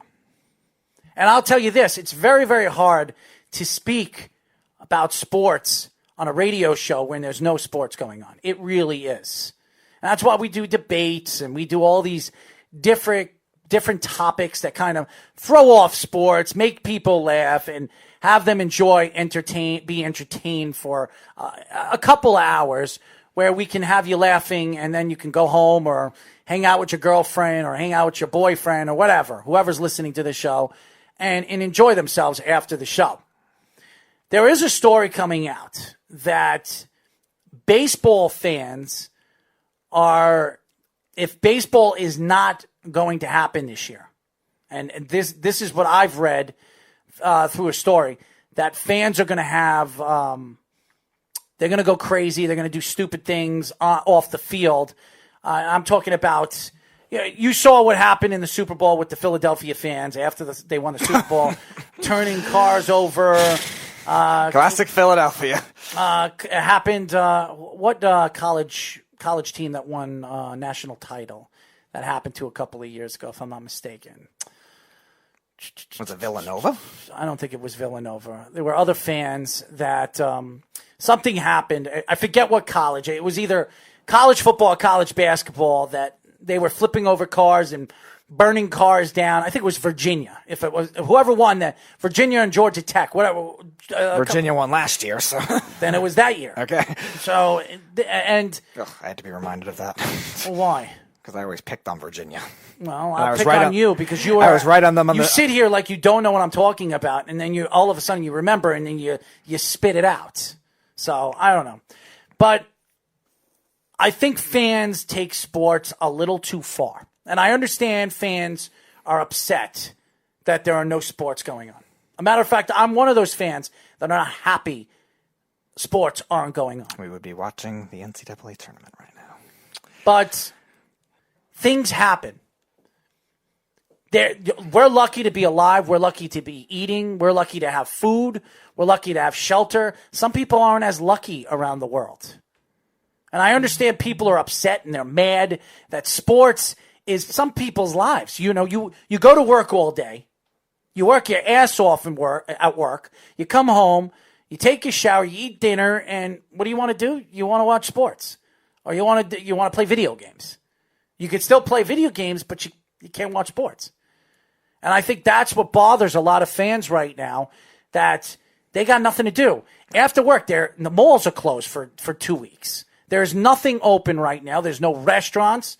There's no bookstores. There's nothing open right now. So there's nothing in people's eyes that can occupy them enough where they can live without sports. But does that mean you're going to go out and cause havoc throughout the nation, throughout the streets? Now, I've seen a lot of movies. I've seen a lot of movies being Gangs of New York. If you watch the movie, at the end of the movie, the people go nuts because they're all getting drafted and they're all getting put in a draft and nobody wants to go into the draft. So they're attacking the rich people because the rich people don't have to go because they got money and they're paying off the world with COVID-19. We don't know how to stop it. We're trying to figure it out right now as a nation, as a world. And eventually we'll figure this out. And I think we'll get through this. We get through everything. We got through World War I. We got through Korea, even Vietnam when we shouldn't have even been there. Right. We get through things. Desert Storm, even the Twin Towers going down. And that was sad and hurtful and so many things. So many people, so many innocent people died. Same thing with this. Many innocent people are dying from COVID-19. Many. There are many people that die every single year that nobody even talks about. From the flu. Right. From pneumonia. From HIV or AIDS or cancer.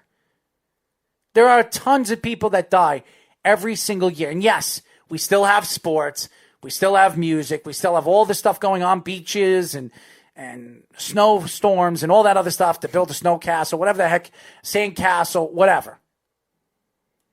You don't go out and you don't cause havoc because the sports aren't going on right now. Plus, again, all you're doing is potentially causing more harm where it could delay it even more. If you're outside in these large crowds, we're advised not to be in large crowds, you're going to end up, again, causing more harm outside, causing more harm around people, public places, and just accept it right now. There's nothing we can do as the public. We're not in power of anything like that.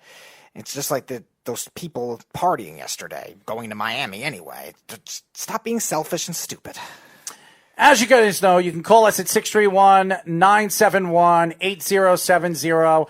And you can call us at 631-965-4990. You're listening to the Worldwide Sports Radio Network. All right, Speedy. Bring it down so you can read the words.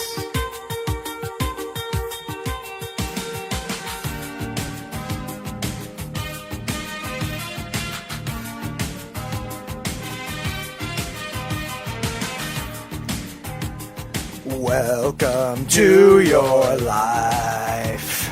There's no to find you acting on your best behavior. Turn your back on Mother Nature. As we are every single Thursday with the wonderful voice, well, whatever you call it, of Speedy Petey. As you know, the number is 631-971-8. As everybody knows. Thursday tradition. The Thursday tradition of that track. Love it. Adore it. Hopefully we don't have to hear Speedy sing it all the time. But it's not that bad. SpeedyShow.com. I'm hoping that in the next week and a half, our app will be up. Yes, our app will be up. It's been a long time, guys. It's been a long time, but there's a couple of things that need to be fixed on it. But hopefully it'll be up, so we're not going to have any problems with that.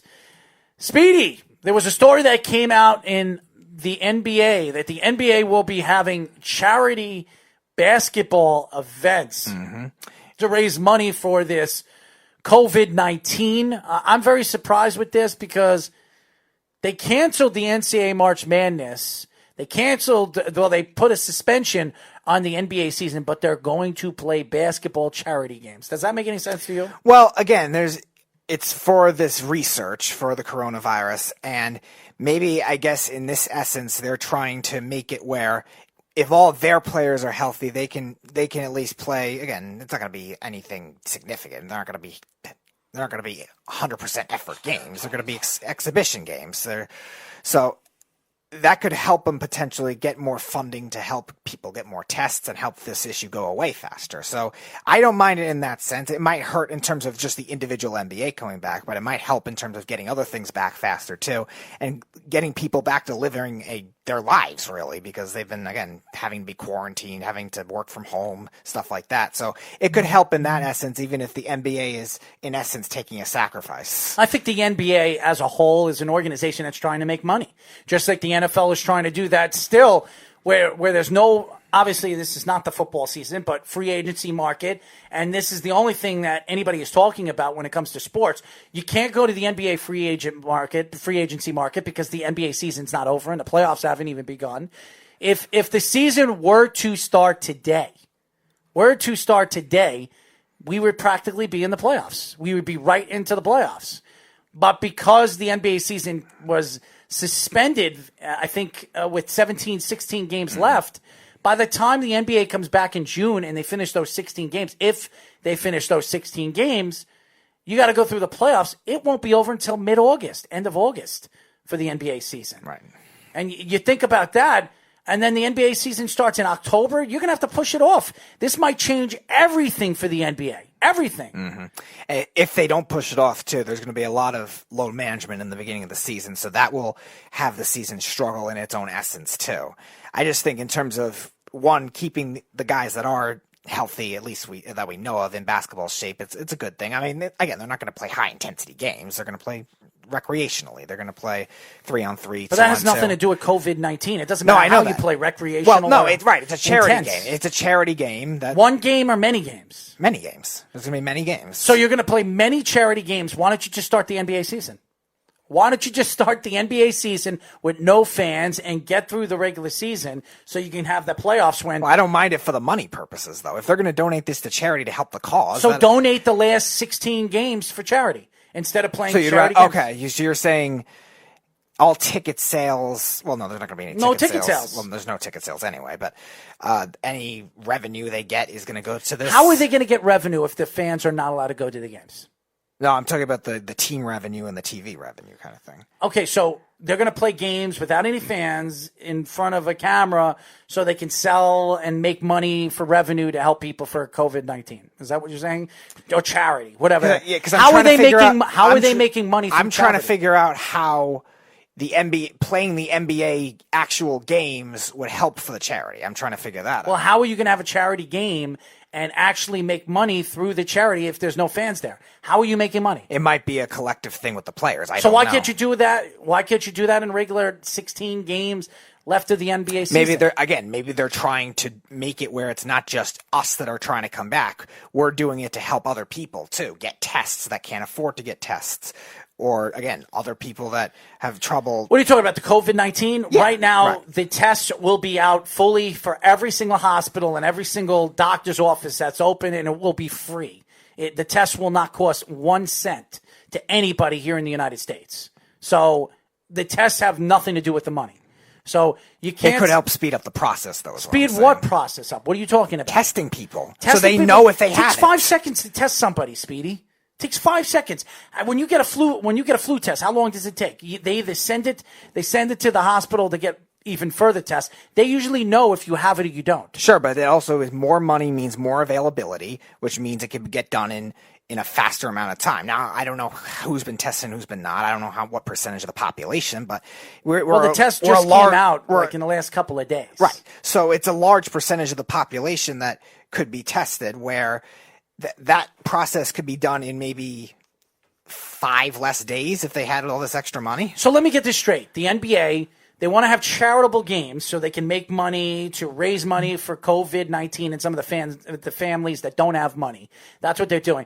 Instead of having and starting the regular season where there's 16 games left, let all the teams play their 16 games and give all the money that they make throughout their charity, posing on the TV, whatever the heck they're going to be doing, Why can't they do so it? So you want to have it through the players' charities, is what you're saying? No, I'm saying that. What I'm saying is the NBA should finish the season. If they don't have to have fans. If they're trying to make money through a charity, use the games as the charity games, as the rest of the regular season, and then whatever you make from the 16 games that they have left for each team, it goes to charity. Okay, that's what I would do. That's fine. Why have a charity game where you're still putting the players at risk to get COVID-19? It doesn't make sense. Okay. That's reasonable. I just didn't know if there's any way to do that with the teams. So that's what makes it hard. Because I think the way they were doing it and having it set up was individual based or maybe just small groups.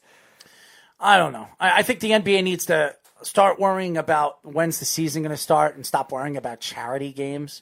All these players have millions and millions of dollars, and so did and the NBA is $1 billion organization. If they want to give and donate charity money, go dig inside your pockets and send charity money to some of these organizations. You don't need to have charity games to take money from us. The players should be opening up their pockets like Russell Wilson and what's his wife's name? Ciara. What they did yesterday for food for people that don't have enough money for food because of this whole situation where people are losing their jobs and losing a lot of opportunities to make money because a lot of places are closed now.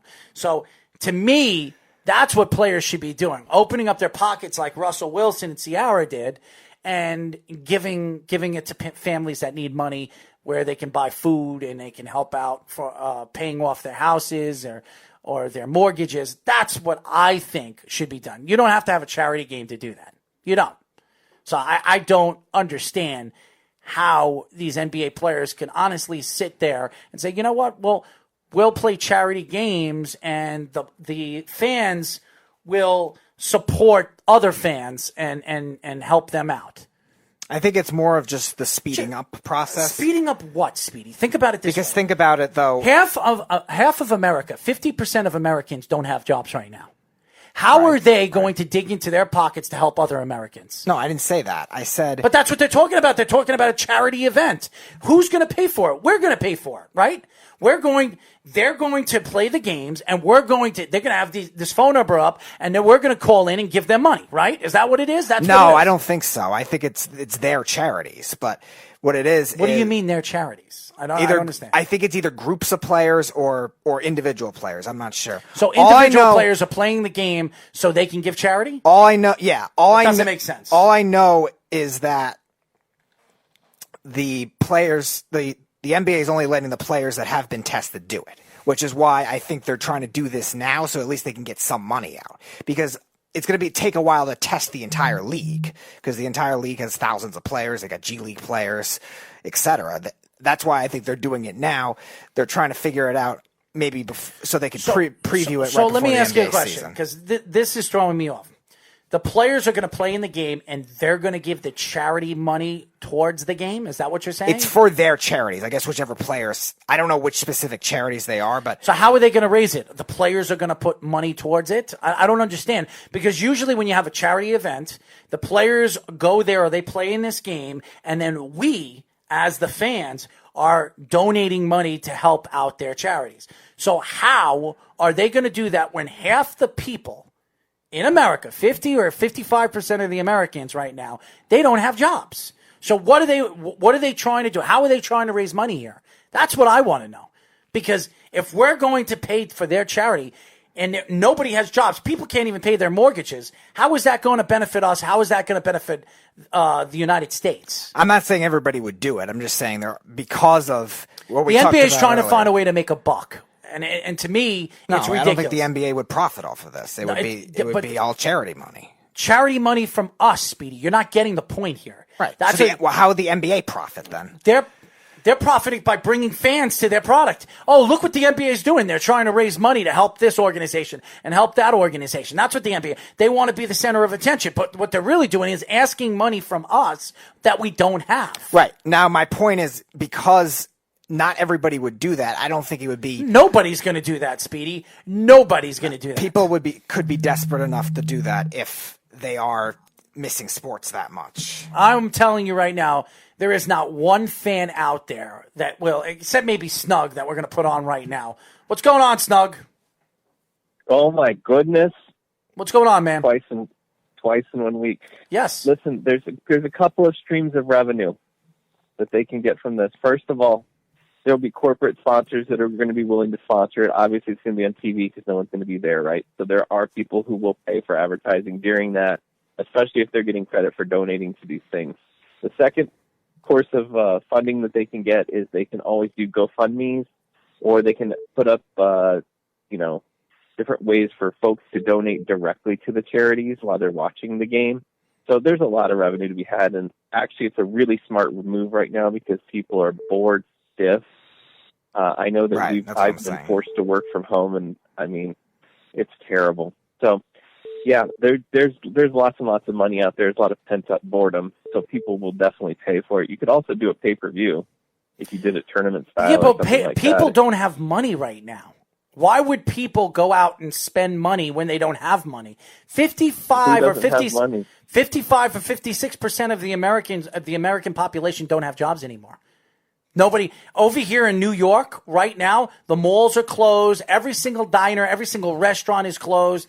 Everything is practically closed except 7-Eleven, food markets, and gas stations. That's it. Now, these people are losing money. Now, I understand they have furloughs, especially at the United States, and Donald Trump says he's going to give $1,000 to people that aren't working. What's $1,000 going to do from a person that's missed 4 or 5 weeks worth of work, maybe even 6 weeks worth of work? It's not going to help anybody, Snug. It's not going to help you. It's not going to help me. That won't even buy you your cupcakes. Well, $1,000 would last me at least 3 days worth of cupcakes, so I would appreciate the infusion of cash. But you've got to remember that not everyone's broke, not everyone's out of money, not everyone is. I mean, certainly. Do you want to? Population are Snug. If you had money right now, which you probably do, and that's why you're saying it. You have money. Do you want to put your money into something where you don't even know when the next time you're going to go back to work? It's entertainment. Would you spend money to go to a movie right now? I'm not going to spend any money to watch a bunch of basketball players play when I don't have money. I'm sorry. I'm not going to do it. If it doesn't mean anything, it's a charity event, and they're trying to make money. You know what these players need to do? They need to open up their pockets. They're multimillionaires. They have money. They've got a lot more money than we do. Why don't they, instead of doing these charity events, why don't they open up their pockets and do that? How's that sound? That to me means more than us open up our pockets and trying to help them. You get what I'm saying? They're not keeping the money; they're giving it to charity. I understand. They're playing the game just to play the game. Well, they shouldn't be doing that. They should finish the regular season right now. There's 16 games left, and do that as a charity. Play the rest of the games and get into the playoffs. By then, the playoffs will be ready to begin, probably in May or June, and we'll be ready to go. So you would rather wait to have all the players tested first and then just resume the regular season and just delay the amount of the charity process? Yes. Okay. Until the season begins, until we get back to work and we can afford it. Because we can't. There are a lot of people, I'm telling you right now, I know people that they can't pay their mortgages right now, Snug. They can't pay their mortgages right now. Because there's always going to be things like that. I mean, it's unfortunate, but what they're trying to do is help folks like that. I would assume that's what charities that they represent are. I don't know what charities they represent. There are still plenty of companies. Right now, the toilet paper companies are flush with cash, right? Literally. Which I don't understand that anyways, but whatever. So what I'm saying is, let's not act like the entire country is broke. It's not the case. I'm not saying the entire country is broke. Revenue streams as normal, but there are people who are willing to donate. And even if they play the games on television for free and have GoFundMes and those sort of things, and they don't charge anything to watch, right? It's entertainment. They're raising money for a good cause. No, they're not asking for any money for this. Right? They're just playing a game. So why not throw it out there? If you don't like it as a consumer, then just don't consume it. Nobody cares. Listen, I'm not saying I don't like it as a consumer. It's a charitable thing. Listen, I'm not saying I won't like it as a consumer. What I don't like is they're asking people right now for money when right now the country doesn't have any money. They're having problems right now. You're talking about President Trump saying that he's going to give $1 trillion away to people that don't have work, that haven't worked.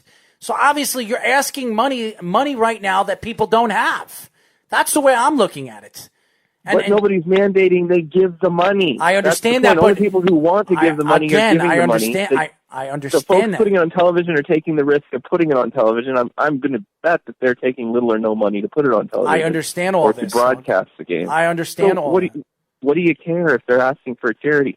There's charities out there that you probably don't agree with that you'd never donate money to, even if you were flush with cash. Right? I'm always donating money. I'm always donating money, even when I walk into a 7-Eleven. Well, what I'm saying is there's some charity out there you don't agree with, right? I promise there's one you don't. Probably. I would say so yes. Whether you're pro-life or pro-choice is a great example. There's charities on both sides. Whichever you are, which is fine. I don't care. What I'm saying is there's one of those you wouldn't donate to because you're offended by something they believe. And that's okay.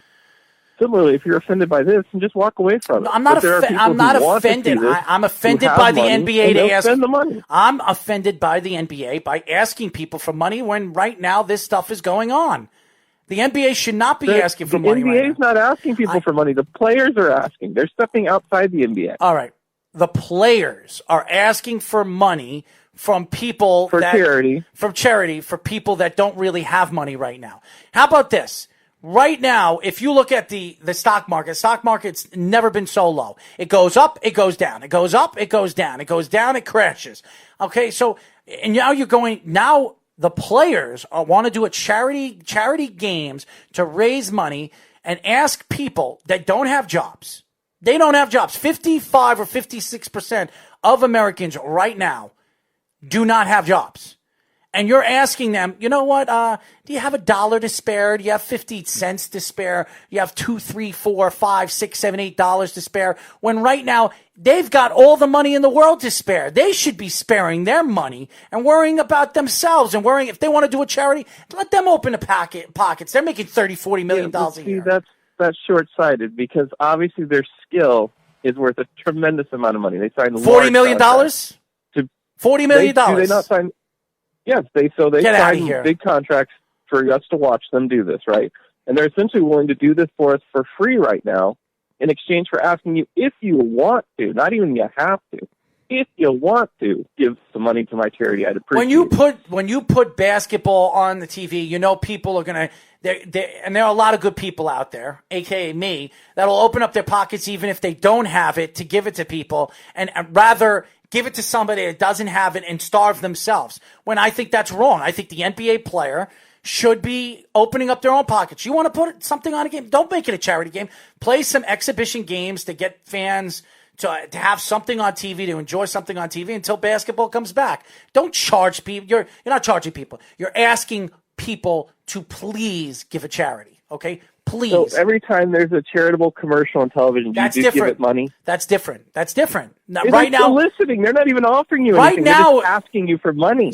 At least these guys are offering you a product and saying, if you want to embrace the product, you can take it. And if not, leave it there. Half the United States is not working. More than half the United States is not working. You're asking the United States to give them money. I'm sorry.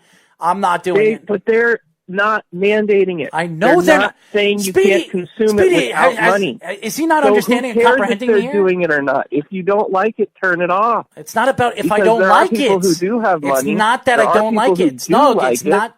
So leave them out there and let them do it. This has nothing to do with me liking it or not liking it. It's the fact that you should not be asking anybody right now the way the world is going. Well, your contention is that there is a moral problem with this, a.k.a. Absolutely. You don't like it, which is fine. Then turn it off and walk away. Why am I going to turn it off? What I'm saying is that there are a bunch of people who do like it, and even if they only want to give a quarter or 50 cents, let them give a quarter or 50 cents.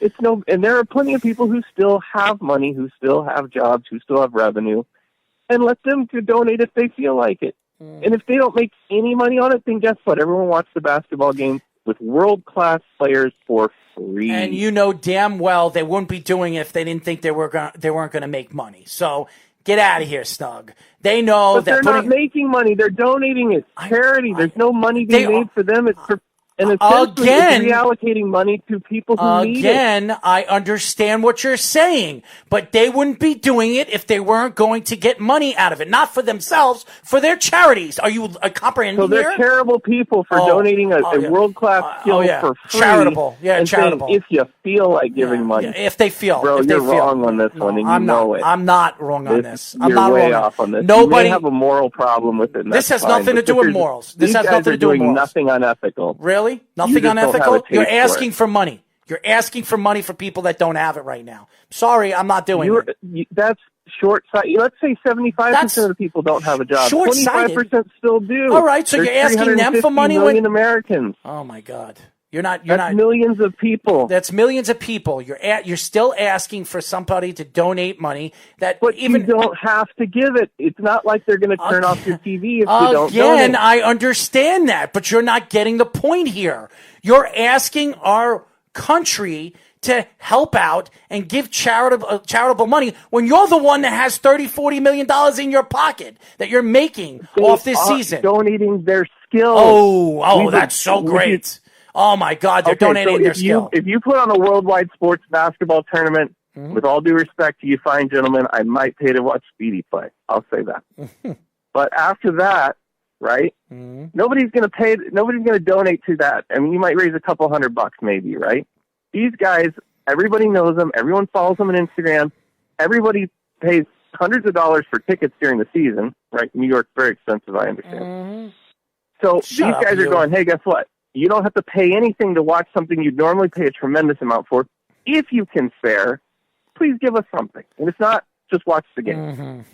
They're only doing it. Or a bad They're thing to only do. doing it because they know there's no sports on TV, and they know they can Which draw the could make people more desperate. more desperate to draw and spend money. That's why they're doing it. Right, but it could make people But more they don't desperate where they have want to spend buy it. That's it. the whole point. It's the product is not built on the fact. Listen, that they have to good do it. Americans are It's they only feel asking obligated to for do it. So if you have that deep of a sense Good of Americans are always obligated to help people, including me. Even if I didn't have it, I would still be obligated because I'm a good person to help people. But you want to know something? These people, these world class athletes that are going out there and playing a charitable game, they're asking money when they have $30-40 million. Be Russell Wilson. Go into your pockets, dig deep into your pockets. Every one of these athletes should be giving $100,000, $200,000 to help the United States. You don't know not that put a they're charity. not. They're not. But why can't they do both? You don't know that though. Have you heard How do anything? you know? Have you seen anything? The only person I've seen to do it. Because you don't know doesn't mean it doesn't happen. Because I'll tell you, Snug, come on. one of my They lottery wanna- fantasies, if I ever won, was to be able to hand somebody a check for $1 million at a charity and say, "Don't ever mention my name," because I don't want the credit for it. Snug. It's about the charity. Snug, in So my you in don't my know eyes, that you're making assumptions. I'm not making simplifying assumptions anyways. that can't When be you hear quantified. charities, and yeah, there are some people that don't want to talk about what they invest and what they put into their charities. I'm sorry, I'm not even going to get into this because it's just going to go back and forth with me and you. I disagree. I don't agree to this. And if the NBA wants to do this, play the rest of the NBA season if that's the way they want to do it, and stop with this charity crap because you're just asking money right now. They're asking people to open up their pockets to help other people when they don't have it. But not all the players are tested yet, so I'm not even talking about that. I'm not why even talking not about add that. a couple games before all the players are tested, then do your idea? Then it's even more money. Thanks, Snug. Bro, it sounds like you hate charity if you're not careful. That's nothing. Tread lightly. No, it has nothing to do with hating charity, and stop putting words in my mouth because it has nothing to do with I don't know. it. You're putting It sounds words in my awful. mouth. That annoys me. I'm not saying that I Well- hate charities. I'm saying that I hate the NBA where they think that they're going to draw people to go and open up their pockets to help other people when they don't even have jobs. That's what I'm saying. And there are people that will do that because there are good people out there, people like me that are willing to open up their pockets. I've given a lot of money to charity, a lot of time to charity, and I've donated a lot of my time to charity when people are out there right now starving or they don't have enough to feed their children right now because they can't even pay their mortgage. But you know what? The NBA is going to put on a charity event and have people open up their pockets to help other people. Great idea. Great idea, The whole NBA. point is the Great charity idea. raises money to help the people. Help the people. So does it not, wait a is that second. not what the Wait a definition second. of charity is? Is to Wait a help second. people. So wait a second. I'm going to open up my pockets to help myself Is that what you're saying? Are you on the list of the No. people they're helping? No. Quite possibly you are. No, but I'm not. That's No, I'm not. probably the folks who are in the most dire need. I would assume that there's a triage to it. Oh, God. I don't think they're just donated to anyone. You don't who get the walks up point. and You says, don't get the point. I You would should not like be, some money, you please. you should not be asking money right now from anybody except the players or the movie stars or the So musicians. when can that you have ask it. for money? When is it okay? Because we've established apparently in your When mind we when all it's have our not jobs okay. back. When we all have our jobs So- back. There are people Okay, starving, so man. hypothetically, China just came out yesterday and said they had no new cases last week. That's right? China. Now, whether that's true or not. That's China. So in a month from now, if they hypothetically come back and say, all right, we've pretty much got this under control, we're now really not having And there's a whole work lot going of... on, and the jobs are all up, and people are working again. That's fine. That's fine doing it. So in a month from now, it would be okay. Yes, but not right now. I would not be asking people to do a charity event right now and trying to help right now when people don't have jobs. There are people that don't have jobs right now. They're on unemployment, making $350 instead of $1,000 a week. You think they want to open up their pockets and take the little bit of money that they have in their pockets and give it to other people right now? They want to help their families.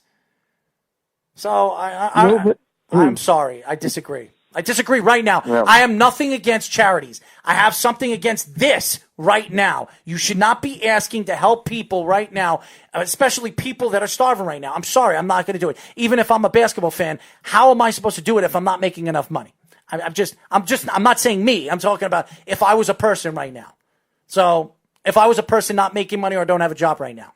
So that's just my argument on this. Well, I guess it's just as good to tell the charities, and don't worry about it. You can help less people because no, you tell the shouldn't NBA ask players anyone right now. you tell the NBA players to push this off and not bring this up until people are back to work making money so they can afford their mortgages and afford the toilet paper. So by that they your buy. definition, the greatest need would be right this minute, right? Because everyone's out of jobs. So by your definition, right now is when people need the money the most. Yes, but I we wouldn't can do it. ask for the money for when people go back to work and then they don't need the money. That's when we should ask for it. No, Doesn't mean no, I didn't say that they don't need the That's money. what you're saying. No, goodbye. You Snug. said Snug. did you not say that when they go back to work? Do you understand what I'm is saying, when the Speedy, or is he acceptable just trying time? to? You understand what I'm saying? Somewhat, because I do think you're right to an extent. It's just, again, he's right where the charities need it more in this instance because there are people that haven't been tested yet, and there's people, again, this virus continues to get new. First of all, the new tests are for free. information. The tests are free right now. I work in a hospital. They are going to be free. Well, they're not going to charge the people, but they might need the materials to do that. They might need the accessibility in the hospitals. So the process could be sped up in this instance. It's to me, it's not going to help anything. It's not going to do anything right now. It's going to make it worse. That's just me. I don't think it's going to benefit. If they're going to do the charity games right now when people don't have work and they're not working right now, I think it's a bad idea. That's just my opinion. Thank you, Snug. Of course, anytime, gentlemen. It's always a pleasure. Always. Snug the Cat calling up, having his own opinions. I'm not arguing that he was wrong.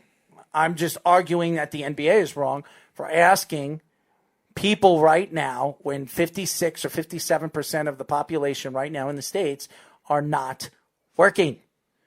And they might not be working for, right now it's 2 weeks. It could be 3 weeks or 4 weeks from now. Could you imagine not having work? You've worked since the day you were born, not the day you were born, but 14, 15 years old, and now all of a sudden you're not working, and it's not because you were laid off or fired, it's because of the coronavirus? Come on. And you're asking to do a charity event where you're going to ask these people to put money or help out? I mean, you have to help out your own families. I'm sorry, I disagree. If they want to do that, the players, the movie stars, the people that have... They should do that too. Nobody's denying that. No, I'm not saying they should do it. I'm saying the people that have a significant amount of money, if they want to do that, they can do it. But you shouldn't be asking people, and they're not asking people. They're asking to do a good deed. And right now, it's not the right time to do this. It is not the right time to do this. If it was a hurricane in Tennessee and people are trying to raise money for Tennessee and the whole world is not in this havoc, that's fine. You have the whole United States and the world in a panic, and you're going to put on a charity event? It's ridiculous. I'm sorry. I'm not doing it. That's all I'm going to say. And I think it's wrong that the NBA and the NBA players are doing. That's just my opinion. If they think that this is going to work and this is going to help and this is going to raise money or whatever they're thinking in their brains to this situation, I think it's wrong. I think it's wrong. That's all I'm going to say. 631-971-8070. I think I got it right. Twice in a row. There you go. I got it right.